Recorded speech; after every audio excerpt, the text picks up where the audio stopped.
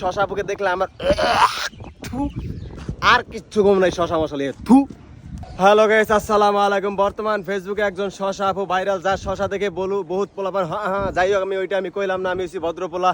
তো এই শশা আপুকে বর্তমানে নাটকের সুযোগ দেওয়া হয়েছে, নাটকে কাস্ট করা হয়েছে, সেখানে সে একটা বুস্কির রোল করবে না, সরি জানি না কি এর রোল করবে, আমি এটা জানি না। পার্সোনাল লাইফে সে কিন্তু একজন বুস্কি, এটা কিন্তু মানতেই হইব।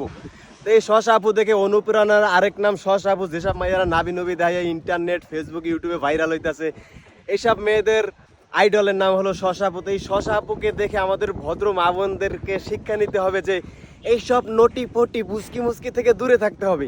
আমাদের থাকতে হবে ভদ্র সাবলীল এবং পারিবারিক যে একটা শিক্ষা আছে সেটা নিয়ে আমাদের ভদ্র বোনদের শিখতে হবে, যে এসব নটি মটি দেখে আমাদের জীবনে কিছু আসবে না। টিকটক অনলাইনে ভাইরাল হয়ে এমন কোনো লাভ আছে এমন কোনো বিষয় না।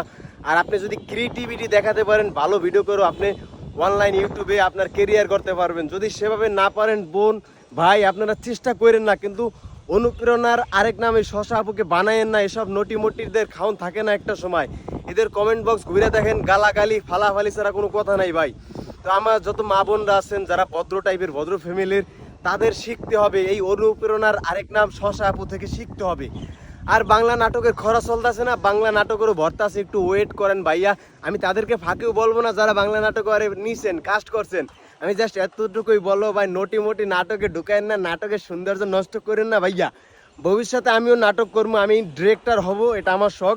তা ওই সবটা বাদ দিলাম। তো শশা আপুকে দেখে ইনস্টাগ্রামে অনেক পোলাপান গরম হইতেছে। তো এই শশা আপুকে দেখলে আমার থু, আর কিচ্ছু কম নাই শশা মশলা থু।